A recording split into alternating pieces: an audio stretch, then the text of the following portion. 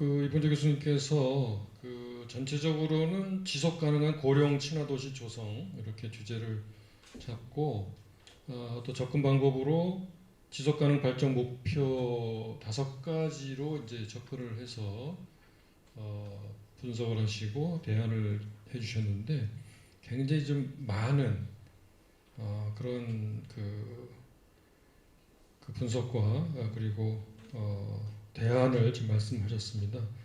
예, 이게 하나하나가 참 주옥 같은 그런 말씀이셨는데요. 제가 뭐 따로 요약을 하진 않겠고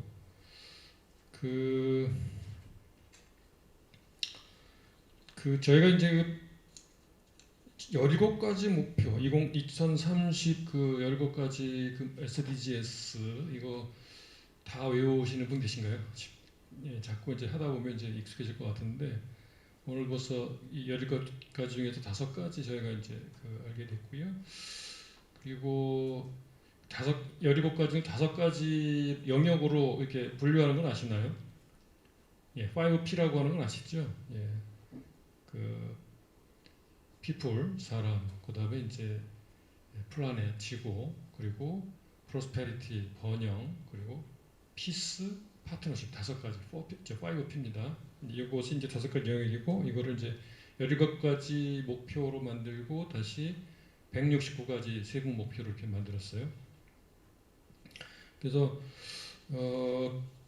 역시 우리 정치당원은 간사를 또 맡고 계시다 보니까 우리 지속가능 협에서 추구하는 17가지 목표로 접근을 해주셔서 아주 일목요연하게 저희가 잘 정리가 된 것 같습니다. 여기서 토론자의 토론문 발표가 있겠는데요. 우선은 조성희 교수님부터 발표하실 텐데 발표하실 때 이제 이후에 종합 토론할 때 서로 이제 토론할 수 있는 주제에 대해서 이렇게 체크를 하시면서 이렇게 좀 들어주시기 바랍니다. 부천시가 인구가 많이 감소하는 지역 중에 하나입니다. 그래서 보시면 그냥 추계했을 때 어떤 것들을 좀 고려하냐에 따라 좀 다르긴 한데 2045년이 되면 68만 명까지도 감소할 수 있다라고 얘기를 하고 있습니다. 근데 인구가 감소하면서 아까 말씀하신 것처럼 근데 이제 증가하는 영역이 저희가 오늘 관심 있는 고령 인구에 대한 부분들은 증가하거든요. 저 오른쪽 위쪽에 보시면 지하철에서 저렇게 돼 있는 게 약간 이상하게 보이시죠? 우리가 보통 왼쪽에 세 자리가 경로석 또는 이제 노약자 이렇게 되어 있는데 어느 시점이 되면 이렇게 될 수 있다라는 얘기들을 할 정도가 이제 아마 어느 시점에 가면 멀지 않은 시점에 부천시에서의 모습이 아닐까라는 생각을 해봅니다. 그리고 그 다음 표 잠깐 보시면 근데 고령 인구가 늘어나긴 하는데 어떤 고령 인구가 늘어나는가라고 하면 우리가 일반적으로 얘기하는 초고령 인구들이 많이 늘어난다는 거죠. 75세 이상의 노인들이 많이 늘어난다라는 부분입니다. 그리고 부천시의 고령화 지수는 물론 이제 경기도가 전국에서 상대적으로 고령 인구가 적은 지역이긴 한데 근데 그 경기도 전체 평균하고 봐도 상당히 높은 고령화율을 보일 거라는 걸로 이제 추계가 되어집니다. 아마 이런 부분들 때문에 우리가 고령 친화 도시나 아니면 고령 인구에 대해서 어떻게 지원할 것인가, 어떻게 준비할 것인가에 대한 고민들을 조금 할 것 같은데요. 근데 역으로 생각을 해보면 인구가 줄어들고 아까 이봉 교수님 말씀하신 것처럼 부천시가 워낙 인구 밀도가 높은 지역이기 때문에 인구가 줄어드는 게 꼭 문제일 건가에 대한 고민이 있습니다. 물론 경제 영역에서는 많은 문제 제기를 하실 겁니다. 네. 근데 이제 공간의 영역에서는 좀 다른 얘기도 좀 할 수 있을 것 같고요. 또 하나 그 줄어드는 인구 속에서 고령 인구가 늘어나는데 만약 고령 인구들이 행복하게 살 수 있는 지역이 된다라고 하면 거꾸로 생각해보면 부천은 되게 행복한 도시가 될 수 있거든요. 그러니까 저희가 오늘 논의하는 것들이 그런 것들을 준비할 수 있는 하나의 과정이 됐으면 좋겠다라는 말씀을 좀 드리고 싶습니다.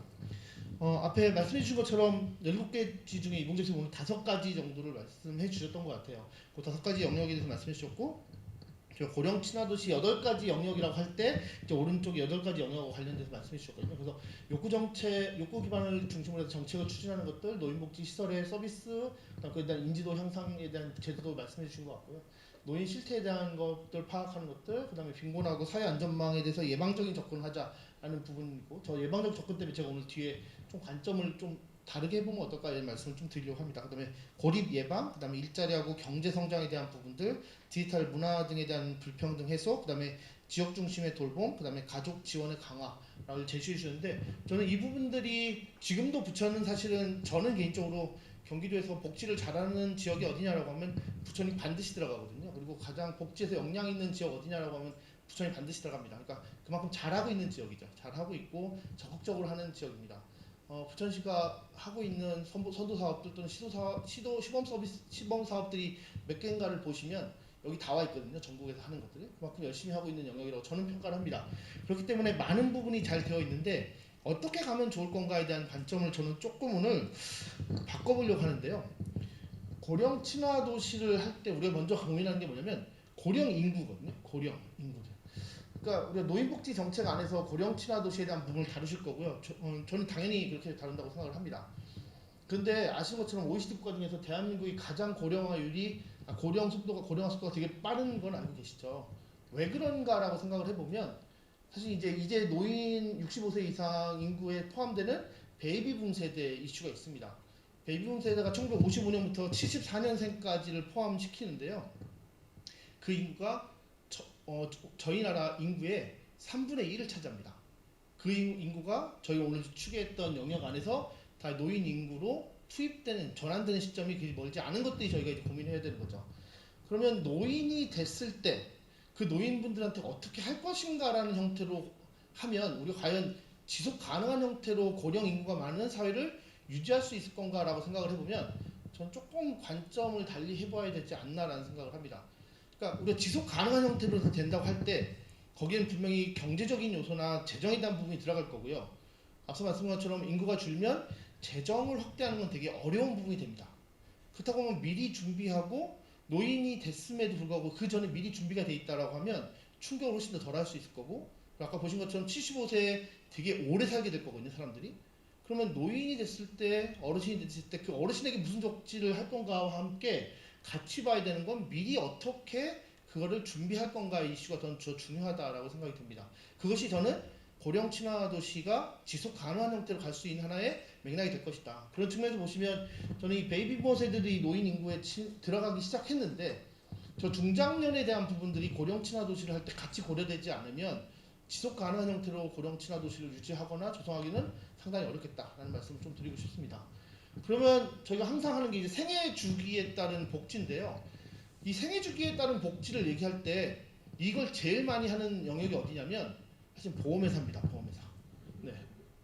이때는 소득이 많고 이때는 소득이 낮으니까 이때 어떻게 해서 하라고 이렇게 얘기합니다. 그런데 사회복지에서도 생애 주기 복지를 많이 얘기하거든요. 약간 차이가 있습니다. 보험회사에서 얘기하는 생애복지를 얘기할 때는요. 한 사람의 삶을 이때 준비해서 이때 어떻게 할지에 대한 얘기를 하면서 생애 주기에 따른 재정 설계를 합니다. 근데 사회복지에서 하는 생애 주기는 뭐냐면요. 어렸을 땐 이 서비스, 청소년 때 이 서비스, 중장년 때 이 서비스, 노년 때 이 서비스. 그러니까 각 연령대마다 복지 서비스를 다 제공하고 있다라고 얘기하면서 생애주기 서비스를 얘기하는데 그 안에서 삶이 과연 연결돼서 제공되고 있는가라는 측면에서 보면 조금 고민해야 될 부분도 있는 거죠. 제가 오늘 아까 말씀드린 것처럼 저는 고령 친화 도시를 지속 가능한 형태로 가려고 한다고 하면 지금 이제 사실은 고령 인구가 급격히 증가되는 가장 중요한 요소인 중장년, 베이비붐 세대에 대해서 어떻게 할 것인가의 정책과 같이 가지 않으면 상당히 좀 어렵겠다라는 말씀을 조금 드리고 싶습니다. 두 번째는 개인의 삶에 있어서 뭐가 가장 중요할까? 제 전공이 주로 이제 가족하고 청소년 쪽이다 보니까 아마 제가 좀 오염된 부분도 있을 것 같은데요. 전 개인의 삶에 있어서 가장 중요한 게 뭐냐라고 하면 가족이라고 얘기하고요. 제가 최근에 봤던 노인분들의 삶에 가장 영향을 많이 미치는 요소가 뭘까? 당연히 뭐 경제적인 거나 건강 되게 중요하지만 그 연구에서는 가족 관계라고 얘기하더라고요. 그런데 한국 사회의 변화 중에 하나는 또 하나 우리가 같이 고려해야 되는 건 1인 가구가 엄청나게 늘어나고 있다는 거죠. 전체 가구 중에 3분의 1이 1인 가구거든요. 그렇다고 하면 아까 이봉규 교수님 말씀해 주신 것처럼 독거노인에 대한 이슈들이 분명히 생길 수밖에 없다는 거죠. 부천시가 이제 지금 경기도 전반적으로 다 이제 막 적극적으로 정책을 추진하기 위해서 조례도 만들고 하는데 6월 30일 날 1인 가구 지원 조례를 만들었거든요. 그러면 저 1인 가구 지원 조례하고 고령 친화 도시는 어떻게 연결해서 갈 것인가? 왜냐하면 제가 이제 경기도 1인 가구 연구하면서 보니까 어떤 지역은 아예 노인 인구는 빼고 봅니다. 노인복지 영역에서 할 거니까 그 나머지 1인 가구에 대한 부분을 하겠다라고 얘기하는데 그러다 보니까 정책의 연계성이 연계되지 않는 부분이 많아진 거죠. 그래서 저는 저 1인 가구의 변화 이슈도 고령 친화 관련된 고령 친화 도시를 조성하면서 반드시 같이 가야 될 부분이다. 정책 간의 연결이 필요하다는 말씀 좀 드리고 싶습니다. 그다음에 또 하나 이제 앞에 이제 5가지 영역들 말씀해 주신 거 되게 중요할 것 같고요. 그다음에 이제 이후에 논의하실 영역이라고 하셨던 부분들을 저는 조금 이제 그냥 제가 고민해봤습니다. 저 8가지 영역하고 나머지 영역 중에 어느 부분이 좀 더 연결될 수 있을까? 그러니까 저는 어쨌든 뭐 저도 서울신대 근무하다 보니까 교육은 어떻게 할 것인가? 교육을 어떻게 할 것인가? 왜냐하면 인생을 80, 90, 100을 살게 되면 옛날보다 거의 2배 살게 되는 거거든요. 그러니까 아마 그 안에 직업도 여러 번 바뀔 거고 사회적인 관계들이나 활동도 되게 많이 달라졌기 때문에 교육에 대한 부분은 어떻게 될 것인가? 그럼 교육이 그냥 교육으로만 끝날 건가라고 생각을 해보면 그 교육 안에서 다시 관계에 대한 부분들도 연결되게 될 것이고 그리고 그 교육 안에서 커뮤니케이션에 대한 부분도 만들어지게 될 것이고 일자리에 대한 부분도 연결되게 될 것이기 때문에 저 왼쪽에 있는 부분과 오른쪽에서 얘기하고 있는 고령 친화 도시의 영역 간에 좀 매칭을 해보는 형태들로 정책들이 구성이 되면 좋겠다라는 부분들을 조금 말씀드리고 싶습니다. 그래서 교육이나 산업, 혁신, 사회 기반, 그다음에 기후 행동, 그다음 경우에 따라서는 아까 말씀드린 것처럼 이 공간, 부천이 사실은 저는 이제 여기서 제가 초중고를 나와서 옛날에는 저 중동 신도시가 다 개구리 잡던 곳이었거든요. 근데 지금은 부천에 그 땅을 밟을 수 있는 곳이 별로 없죠. 네. 근데 아마 인구가 줄면 이 환경을 어떻게 할 것인가에 대한 부분들도 아마 이후에 논의해서 중요하게 논의가 될 것 같습니다. 그래서 그런 부분들도 좀 다른 영역들도 좀 같이 논의됐으면 좋겠다는 말씀드리고 싶습니다. 그냥 마지막으로 그러면 저걸 하려고 하면 어떻게 될 것인가? 저는 아까 말씀드린 것처럼 고령 친화 도시 조성할 때 시간과 공간적인 측면에서 좀 서로 연결이 됐으면 좋겠다. 그러니까 개인의 삶이 이루어지는 거 안에서 그 안에서의 시간적인 연결이 있었으면 좋겠고 다른 정책 영역들하고 좀 공간적으로 연결이 됐으면 좋겠다는 말씀을 드리고 싶고요. 그러려고 하면 그 경기복지단에서 해놓은 그 고령 친화 도시 관련된 부분 중에 제가 이제 고령 친화 도시가 아닌 저는 아동 친화 도시를 할 때 저 아동 영향 평가라는 게 저는 되게 중요하다고 생각했거든요. 그러니까 부천시에서 어떤 정책을 추진하던 간에 이게 아동하고 어떤 관련이 있는지를 보는 것처럼 고령 친화 도시에서도 고령 친화 영향 평가를 적극적으로 하면 꼭 노인복지과에서의 사업이 아니어도 다른 영역들은 어떻게 고령 친화 도시하고 연결되는지를 고려한 형태의 정책을 추진할 수 있기 때문에 그런 것들이 조금 되면 아까 말씀드렸던 연계라는 것들이 좀 더 강하게 될 수 있지 않을까라는 말씀을 좀 드리고 싶고요.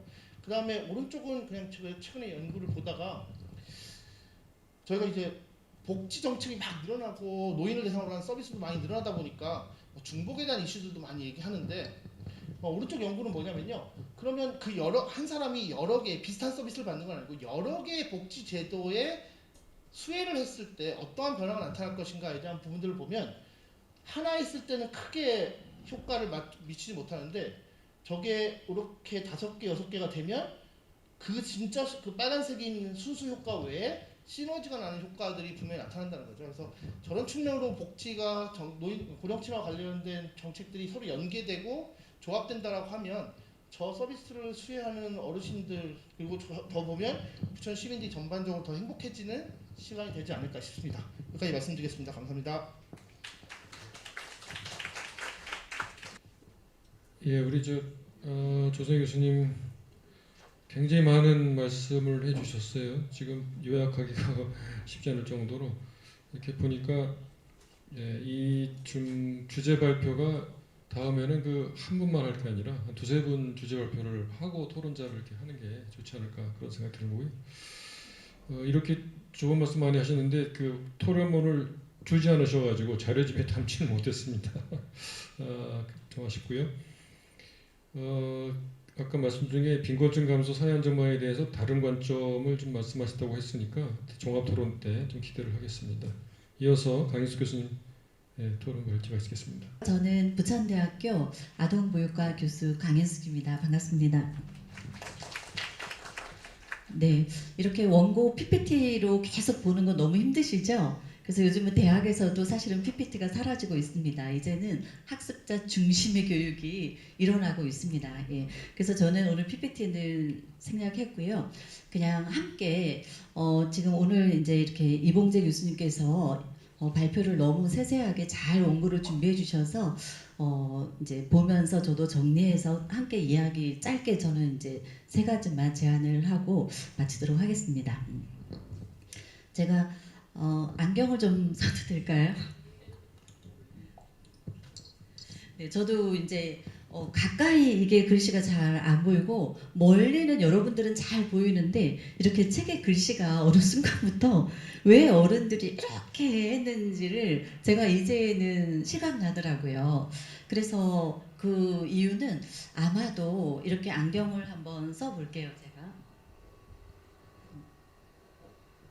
네, 그러면 이제 앞에 글씨는 잘 보여요. 근데 여러분들은 안 보여요. 이 안경을 쓰면. 그래서 아마 이렇게 나이가 들면서 눈이 침침해지는 이유는 멀리 바라보라라는 게 아닐까. 우리가 그동안 살아오면서 많이 경험하고 생활하고 한 이제 지혜들이 점점점 이렇게 쌓이잖아요. 그렇죠?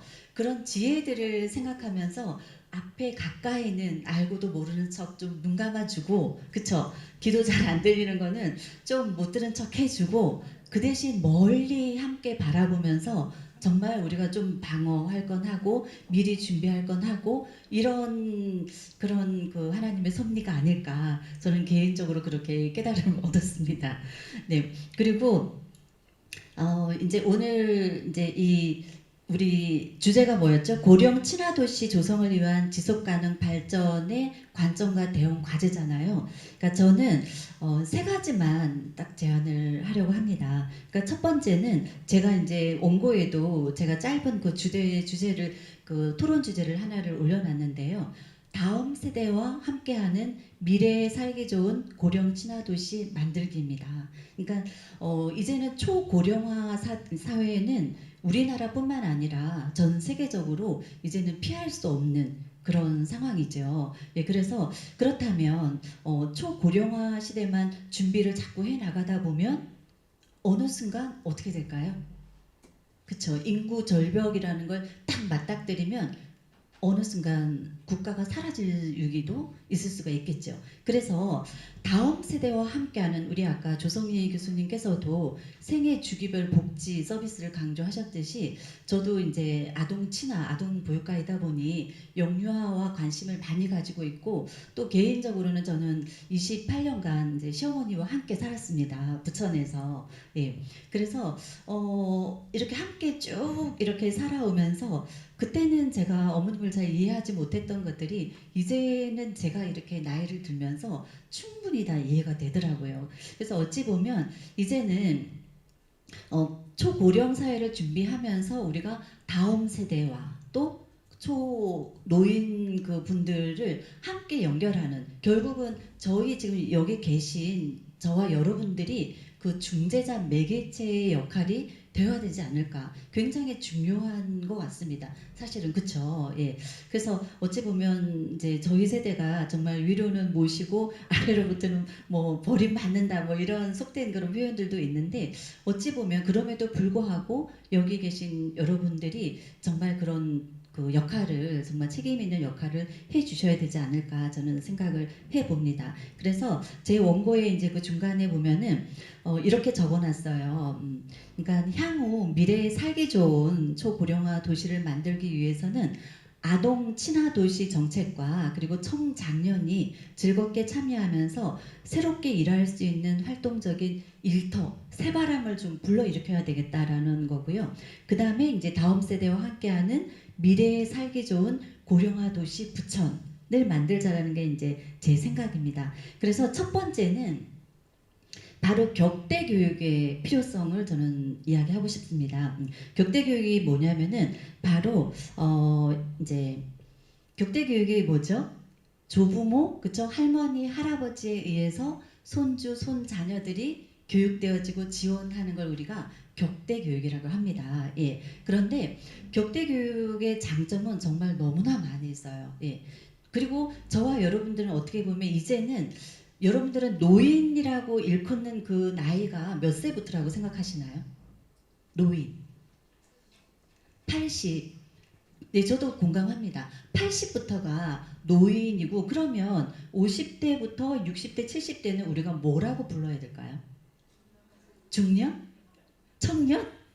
네, 청년은 좀 너무한 것 같고 그래서 새로운 용어를 하나를 저도 고민을 해봤는데 신중년, 그쵸? 신중년이라는 표현이 어울리겠다 싶더라고요. 이제 그쵸? 그래서 이제는 노년은 아니고 신중년이 바로 50, 60, 70 세대들이 신중년으로서 그러면 100세 시대, 150시대 세대에 어떤 역할을 해야 될까? 보통 60에서 이제 65세에 정년퇴직을 많이 하시는데 저 위에 이제 선배님들을 봬도 저렇게 고급 인력이 너무 정말 아까운 거예요. 그 시간이라든지 그런 가지고 있는 지식이라든지 지혜라든지 이런 능력 역량들이 이걸 어떻게 하면 함께 이걸 조화롭게 다음 세대들과 함께 윈윈할 수 있는 그런 걸로 이걸 끌고 갈 수 있을까 이렇게 고민을 해보니까 이제 그게 제가 첫 번째 말하는 이제 다 함께 성장하는 고령 친화 도시 만들기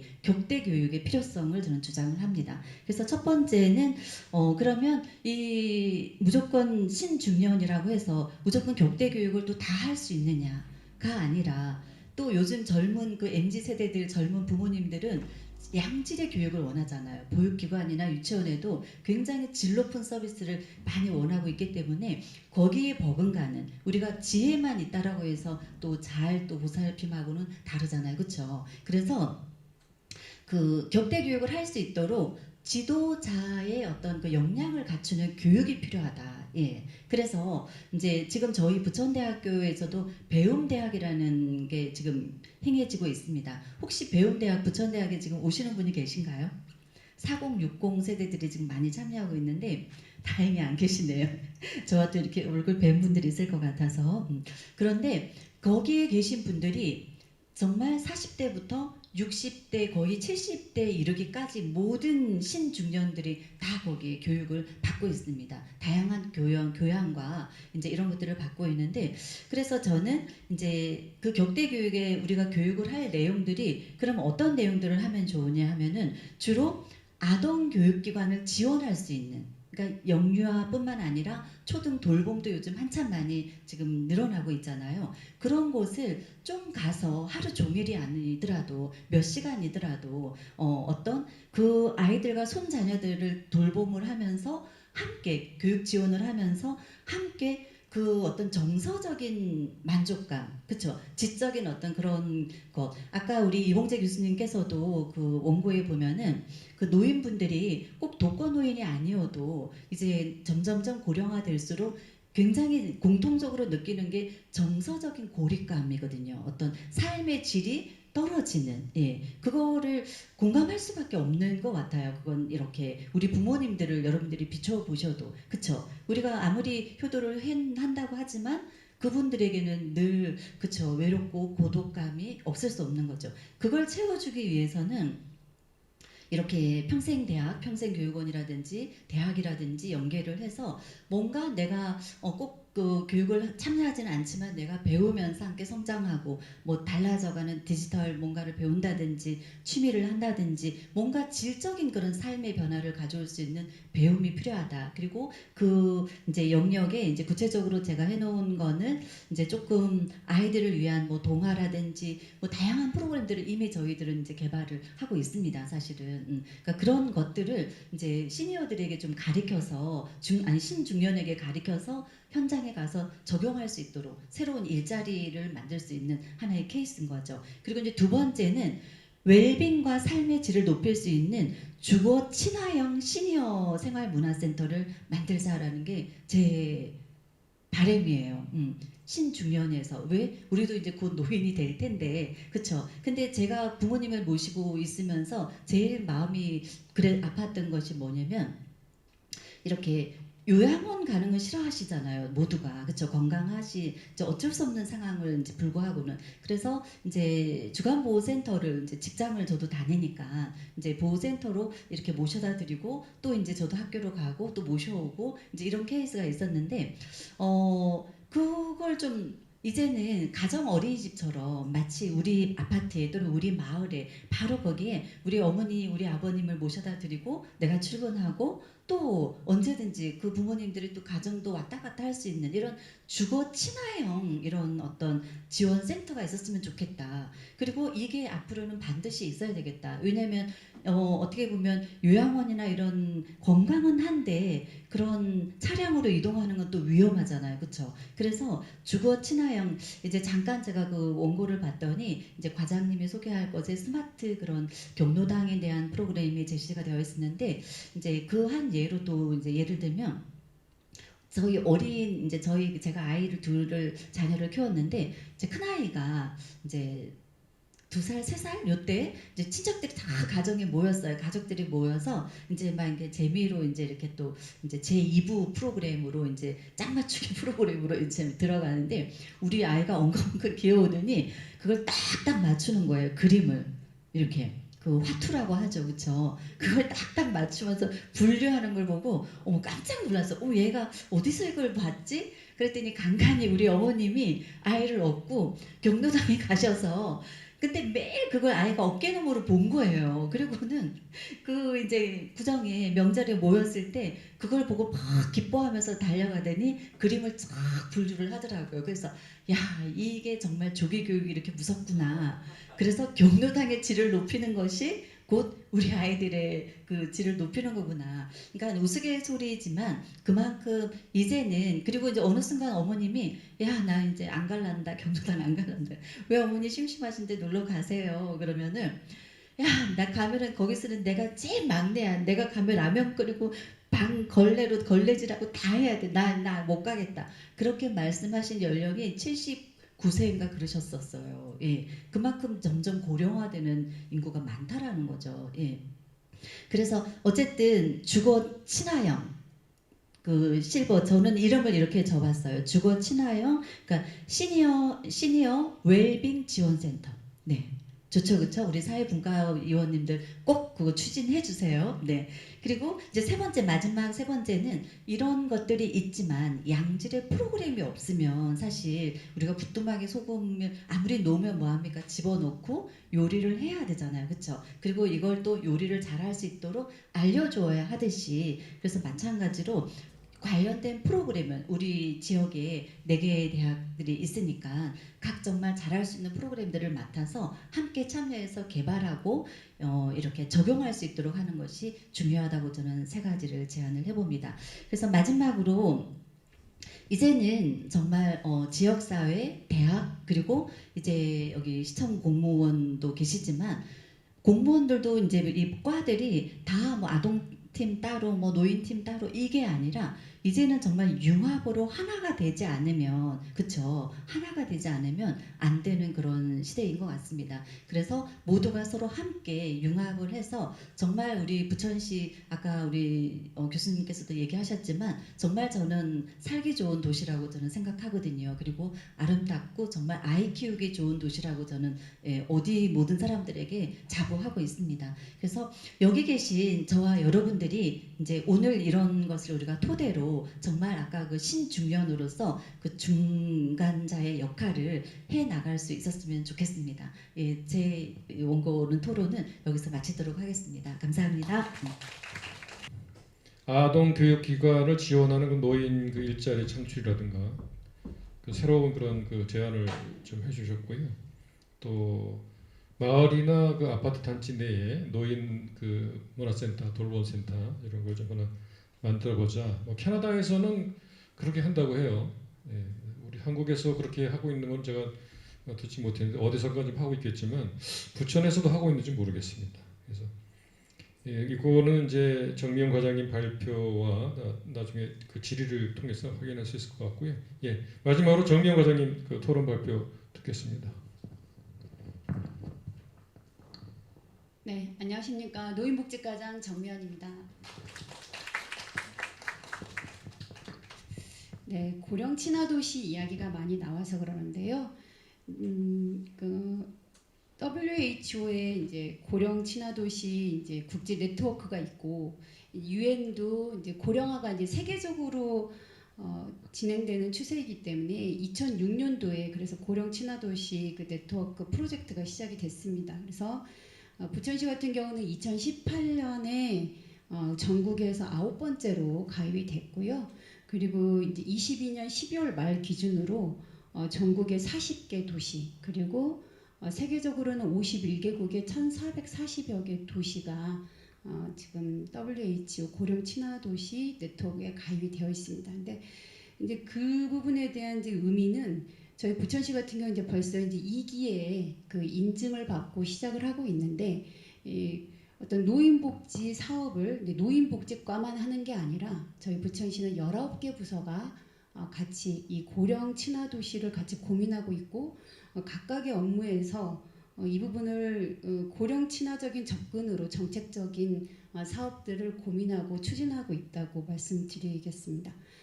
저희 이제 부천시는 인구 이야기가 많이 나왔는데 우리 노인 전체 작년 연말 기준으로 이제 12만 5,752명인데요.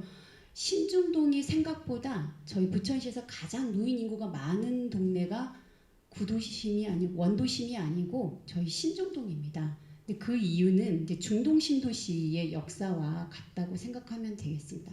이제 92~3년도 이때 이제 입주를 했었고 그때 입주하셨던 30, 40대 분들이 세월이 흘러서 이제 어르신들이 이제 되신 상황인 거죠. 저희는 이제 저희 부천 같은 경우는 말씀 우리 앞에 발표하셨던 이봉재 교수님이 이야기하신 내용들과 이제 연결선상에서 저희가 잘하고 있는 점을 좀 말씀을 드리자면 먼저 저희가 이제 2020년도에 이제 저희 주거 친화형 이 이야기도 좀 앞서 하셨었는데 75세 1인 가구 혼자 계시는 1인 가구 어르신들은 저희가 소득 재산 기준 상관없이 소소한 집수리를 해드리고 있습니다. 그래서 이제 저희 노인복지 기금으로 연 한 6천만 원 정도 그래서 3년째 하다 보니까 벌써 처녀 세대 분들을 그 가구당 이제 30만 원 정도 범위 안에서 안전바, 핸드레일 또 내지는 리모컨 스위치, 리모컨 도어락 이게 어르신들에게는 이제 필요한 거예요. 왜냐하면 주무시기 전에 이제 불을 꺼야 하는데 불을 끄고 다시 본인 이부자리로까지 오기까지는 어둡고 깜깜해가지고 넘어지실 수 있거든요. 그리고 이제 또 어르신들이 하소연하는 게 뭐 누가 택배라든가 누가 찾아왔을 때 갑자기 마음이 바쁘니까 일어나려면 이제 허리도 삐끗하시고 이래서 또 이제 거동이 많이 불편하신데 문은 열어줘야 되는 게 굉장히 또 큰 일이에요 그분들한테는. 그래서 이제 리모컨 도어락 같은 경우도 이제 저희들이 하고 있습니다. 그 이외에 이제 그러한 소소한 집수리들을 하는데 여기에서의 이제 집수리에 대한 게 초점이 아니고 중요한 거는 소득재산 기준과 상관없다는 게 초점입니다.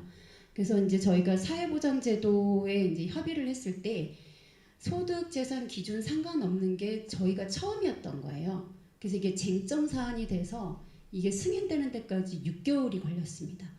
그런데 저희가 그 긴 기다림을 지나고 저희가 2020년부터 본격적으로 사업을 하는데 지금 굉장히 많으신 분들이 매년 같이 그 신청을 하시고 만족도도 높고 그래서 이제 지속적인 주거 사업이 될 것 같습니다. 그리고 이제 또 하나는 이제 접근성 관련인데요. 이제 디지털 리터러시와 관련해가지고 요새 이제 김밥집만 가도 키오스크가 좀 많이 있잖아요. 그래서 어르신들이 좀 두려워하시는데 저희가 이제 디지털 배움토도 많이 하고 있고 또 하나는 이제 저희가 경기도에서 디지털 서포터즈라는 그 80명 중에 저희 부천시가 30명이나 신청을 해서 하고 있는데요. 각 경로당으로 이분들이 나가셔가지고 활동을 하고 계십니다. 그래서 이제 핸드폰 사용이나 또 이제 그 이런 문자와 내지는 키오스크 관련해서 이제 하고 있고 또 노인 일자리로도 이번에 이제 소사노인복지관이 어르신이 어르신을 먼저 이제 교육을 해서 그분들을 이제 일상적으로 가리키는 일자리들을 지금 하고 있습니다.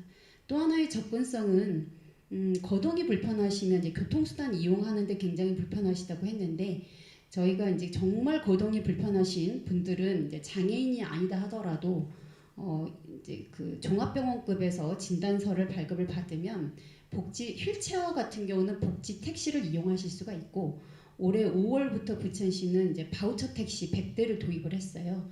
그래서 이제 콜비 1,300원에 기본 본인 부담은 1,300원이고 부천시 부담이 13,000원까지 해드립니다. 그렇기 때문에 부천시는 웬만한 거리는 그 범위 안에서 좀 해결이 된다라는 거 말씀드리고 싶습니다. 그리고 또 하나는 저희가 이제 스마트 경로당을 저희가 지금 이제 22년에부터 이제 본격적으로 시작을 해서 올해 지금 2년째 하고 있는데요. 저희 스마트 경로당의 이제 가장 저희가 이제 핵심적인 가치를 무엇으로 두냐면 자기 돌봄입니다. 셀프 케어. 그래서 이제 이 우리 어르신들이 본인 스스로 자기 건강을 좀 잘 챙겨서 우리 지역에서 좀 오래 살아보자 이런 쪽으로 이야기를 하고 있습니다. 그래서 스마트 경로당의 이제 가장 큰 이제 세 가지의 이제 어떻게 보면은 그 하드웨어 같은 경우는 하나는 이제 ICT 그 양방향 소통이 가능한 이제 ICT 화상 플랫폼이 있어요. 그래서 우리가 이제 경로당의 그간 저희가 부천시에 한 지금 휴지를 빼면 지금 360개소가 운영되고 있는데 저희 스마트 경로당은 45개소를 운영하고 있습니다. 그래서 이 양방향 화상 그 ICT 화상 플랫폼이 70인치 스마트 TV를 통해서 진행을 하는데 오정노인복지관과 저희 의료복지 사회적 협동조합에 그 스튜디오가 있어요. 그러니까 복지관에는 스튜디오가 있고 그 다음에 이제 의료사업에는 우리 원장님 방이 이제 따로 있는데 그 부분이 있어가지고 복지관에서 이제 스튜디오에서 실버 요가, 실버 이제 그 에어로빅 그리고 뭐 밸런스 워킹, 웃음 치료, 원예 치료 이런 것들이 월화수목금 이렇게 돌아가고 있고요. 그리고 의료사역 같은 경우는 이제 우리 조비석 그 원장님께서 어르신들이 어떻게 보면 이제 헬스 리터러시라고 요새 텔레비전 키면 워낙 그 홈쇼핑과 연결된 많은 의학 정보들이 전달이 되면서 어르신들이 외려 더 걱정하시고 뭘 또 사드셔야 되는 거 아닌가 이렇게 생각은 하시지만 이제 그런 부분들에 대한 정확한 그 어르신들 건강과 관련된 정보를 제공하시고 거의 1시간 가까이 증문즉설로 이렇게 이제 진행하고 계세요. 그래서 우리가 이제 병원에 갔을 때 3분 진료, 뭐 2분 진료 이러는데 어르신들이 충분히 본인에 대한 궁금함 이런 부분들을 많이 해소하고 있고 인기가 지금 높습니다. 그래서 스마트 경로당은 이제 그렇게 ICT 화상 플랫폼으로 비대면 프로그램이 진행되고 또 하나는 본인들이 이제 혈압, 혈당 그리고 뭐 인바디, 체성분 이런 것들을 체크를 하고 그게 이제 저희가 빅데이터로 전송 관리가 되면서 본인 거가 계속 그 자료가 이제 관리되는 그래서 이제 그런 부분들과 됐고 그다음에 또 스마트팜이라고 해서 어르신들이 원예 치료와 같은 이런 부분들을 이제 그 경험하시고 그거 이제 쌈 채소로 또 식사도 하시고 이렇게 해서 즐겁게 지내고 계십니다. 그래서 저희는 이제 내년에 다시 한번 이 부분이 저희가 시비로 했던 건 아니고 과기부에서 이제 공모를 했는데 전국에서 이제 2개를 뽑았는데 부천시하고 유성구가 됐었거든요. 부천시가 이제 상당히 이 부분에 그 어떻게 보면은 잘 진행이 돼서 이게 이제 실험으로 끝나는 게 아니라 이제 보편적인 사업으로 이게 선정이 돼서 18개 시군구가 저희가 벤치마킹을 왔다 갔고 저희도 45개소에서 운영하면서 자신감을 얻어서 저희가 이제 내년에는 더 확대하는 공모에 도전을 하려고 합니다.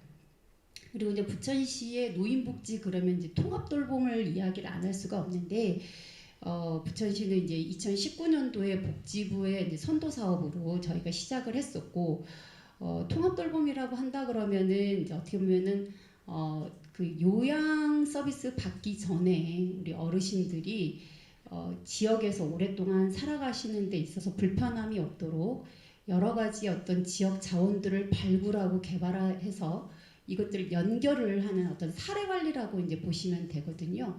그래서 이제 그런 부분들을 위해서 이제 19년, 20년도에는 없는 자원들을 많이 개발하고 또 그 연결하고 이런 시스템을 구축하고 해서 이제 잘했다면 이제 안정화를 거쳐서 지금은 고도화 단계에 가 있다고 보고 있고요. 그리고 이제 또 한 번에 지금 또 공모 보건복지부 이제 의료를 더 강조하는 또 이제 통합돌봄 공모 사업에 또 부천시가 또 된 거죠. 그래서 지금 25년까지 운영을 하고 있고 또 이제 여러 그 단체 그 지자체나 뭐 정부에서도 이걸 인정을 해서 작년 연말에는 이제 지방자치 경영대전에서 이제 대통령상까지 이제 수상을 했습니다. 그래서 참 좀 자랑스럽다고 생각합니다. 그리고 이제 이 정도가 저희가 좀 잘하고 있는 점이라면 요새 이제 제가 이제 고민하는 부분들을 이제 말씀을 좀 드리면 먼저 이제 노인 일자리와 관련해서 좀 고민이 많습니다. 올해 노인 일자리가 이제 119개 사업에 6,034명이 지금 참여하고 계시는데요. 어떻게 보면 저희 전체 노인 인구의 5%가 됩니다. 근데 이 사업량은 이제 경기도에서 이제 고양시 다음으로 저희가 많은데 저희보다 인구가 더 많은 수원, 용인, 화성, 성남보다 저희가 더 많이 하고 있어요. 이렇게 할 수 있는 동력은 저희가 민간 협력이 아주 잘 되고 있기 때문이라고 생각을 합니다. 그래서 우리 노인 일자리 수행 기관들이 매년 좋은 평가를 받고 있고 저희가 그 덕분에 작년에는 지자체 노인 일자리 대상을 수상했습니다. 그런데 이제 초고령 사회가 되면서 저희가 노인 일자리 딜레마가 있는데요. 뭐냐면 이제 2011년 대비 85세 노인 인구 비율이 2배로 증가가 됐어요. 그러니까 그만큼 이제 고령화된 노인들이 많고 노인 일자리 참여하신 분들도 다 같이 고령화가 됐다는 겁니다. 그래서 이제 지금 저희 노인 일자리 인원 구성이 공익형이 5,099명, 사회서비스형이 805명, 시장형이 한 400명 이제 그런 기타 이렇게 되는데 80%를 차지하는 공익형 참여자 연령대가 70대가 61%, 80대가 27%예요. 근데 놀랍게도 90세 이상 참여자가 18명이 계십니다. 저희가 90세 이상 참여자를 저희가 챙겨볼 일이 없었었는데 근래 사건이 있었어요. 지난 6월 달에 92세 어르신 여자 어르신께서 스쿨존 이렇게 사업을 하시다가 6월에 좀 햇볕이 따가웠잖아요. 근데 그때 하필이면 그쪽에 그늘막이 없었어요. 그래서 좀 어지러우셨나 봐요. 근데 슬기롭게도 본인이 119 신고를 하셨고 타고 가셨어요. 근데 가시다가 본인이 좀 회복되셨나 봐요. 이동 중에. 그래서 멈추고 내리셨대요. 그래서 저희는 이제 그걸로 일단락이 됐는데 그거를 이제 학부모님이 보신 거죠. 그래서 이거를 시의원님한테 전화를 한 거예요. 그 학교 운영 관련하신 분이 계셔서. 그래서 이게 이제 안전한 노인 일자리에 문제 제기를 하면서 이게 이래도 되는 거냐. 근데 이 부분이 이제 굉장히 어떻게 보면은 어르신 안전의 문제와 그다음에 어르신들의 사회 참여 욕구가 좀 이제 상충되는 지점이 있는 거죠. 그리고 요새 또 저희가 벌벌 떠는 게 중대재해처벌법이 있거든요. 그러니까 이제 코스코 얼마 전에 20대 노동자가 온열 환자로 쓰러져서 돌아가셨잖아요. 근데 우리 어르신이 만약에 그런 일이 절대 있으면 안 되지만 만약에 그런 일이 있었을 때 이게 과연 노인의 학대냐 아니면 어르신의 뜻을 우리가 존중해서 이게 진행됐던 일인 것이냐. 근데 이제 만약에 제가 유족 입장이라면 아니 우리 어머니가 이렇게 노인 일자리까지 참여할 정도로 굉장히 건강하셨던 분인데 갑자기 쓰러지셨다. 그러면 이게 이제 지도 점검의 문제인 것이고 너네가 안전 조치 안 한 것 아니냐. 그래서 굉장히 저희가 위험 부담이 굉장히 큰데 이 부분들을 어떻게 조정해서 가져갈 것이냐 이런 문제가 좀 있고요. 그래서 이제 제 생각에는 이제 우리가 90세 이상 어르신의 이게 연령 제한이 없거든요. 노인 일자리는. 그리고 또 연령 제한을 한다는 것 자체가 헌법에 조금 이제 차별의 문제가 또 있어요. 그래서 이제 저희들이 많이 고민스러운데 초고령자를 위한 어떤 거기에 적합한 일자리 개발이 좀 필요하겠다 이런 생각이 좀 듭니다. 그리고 이제 또 하나의 문제는 이제 경제적인 문제인데 우리 그 어르신들이 그 노인 일자리가 좀 종류가 다양해요. 그런데 어떤 일은 누가 봐도 조금 이제 수월해 보이고 또 이제 그 우리 학교나 경로당 급식 도우미로 가시는 분들은 굉장히 노동 강도가 젊은 사람들이 하기에도 좀 세죠. 그런데 우리 이 활동비가 2018년에 9,000원으로 딱 고정이 돼서 지금까지 동결이거든요. 그러다 보니까 이제 그 2018년도까지만 해도 최저임금보다 더 높았는데 지금은 올해 최저임금이 9,620원이 되다 보니까 이게 이제 역전이 됐어요. 그래서 노인 일자리 활동비가 좀 최저임금하고 좀 연동이 돼야 되는 거 아닌가라고 생각이 들고 그다음에 또 이제 노동 강도에 따른 그 일자리 활동비가 좀 구분이 좀 되어야 좀 정당한 어르신의 노동이라고 해서 이게 폄하되지 않는 그런 부분들이 좀 돼야 되겠다라고 생각이 됩니다. 그리고 이제 마지막으로는 이제 저희가 초고령 사회를 저희는 이제 대응이란 말은 저는 별로 적절치 않다고 생각하고 저희가 적응해야 된다고 생각하거든요. 그런데 지방 재정이 좀 부담이 됩니다, 진짜로. 근데 그냥 막연한 그 부담이다라고 하는 거에서는 이제 생각들을 하셨을 텐데 좀 구체적인 수치로 좀 이야기를 하고 싶은 게 저희가 이제 작년 세출 결산 기준으로 사회복지 예산이 부천시 같은 경우는 1조 411억이었거든요. 그래서 저희 시 전체 재정의 41.5%를 차지했습니다. 그런데 올해 저희가 올 8월 말에 기초연금 지급 대상이 이제 드디어 9만 명을 넘어섰어요. 그래서 이게 이제 저희 추경 예산으로 기초연금만 3,105억이 필요합니다. 이게 단일 사업으로 사회복지 전체 30%에 해당되는 금액이거든요. 근데 이제 매칭 비율이 국비 80, 도비 4, 시비가 16%예요.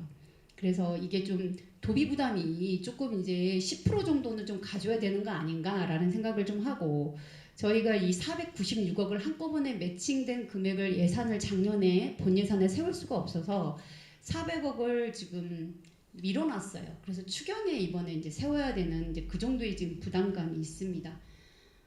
그리고 또 하나는 이제 저희가 장기 요양 급여 서비스를 말씀을 드리자면 국민기초 이제 수급자 장기 요양 급여 서비스는 와서 보니까 저도 올해 처음 알았거든요. 국비 지원이 하나도 없어요.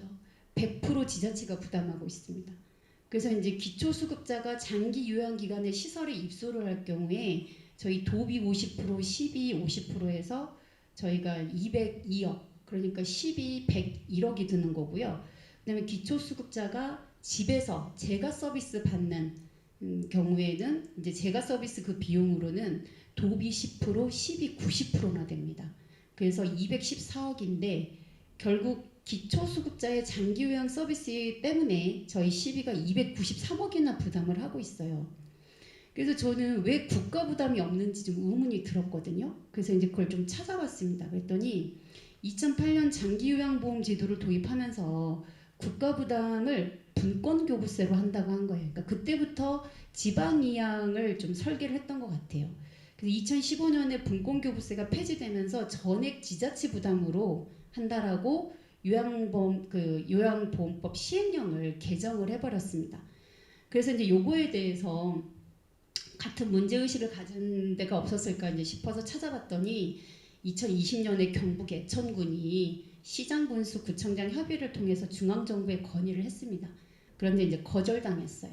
근데 그 거절 사유가 뭐였냐면 의료급여하고 다르게 장기요양보험은 의료보장제도가 아닌 사회복지제도의 연장선에서 고려하는 게 맞다.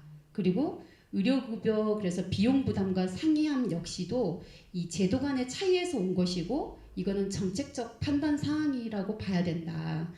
그렇게 말을 했는데 저는 이제 그 부분에 대해서 납득이 안 가거든요. 그래서 요새 재정이 좀 빠듯한 부천시 공무원으로서 저는 이 장기요양보험도 사회보험이고 어떻게 보면 기초수급자에 대한 이런 서비스는 공공부조이기 때문에 조세로 해야 되는 건데 왜 여기에 국가 부담이 없는지. 그래서 저희가 이제 의료급여 같은 경우는 이제 전체 한 1,444억이 들어가는데 국비 80억에 국비 80%에 도비 16%에 시비 4% 부담이어가지고 93억이면 해결되거든요. 1,444억이.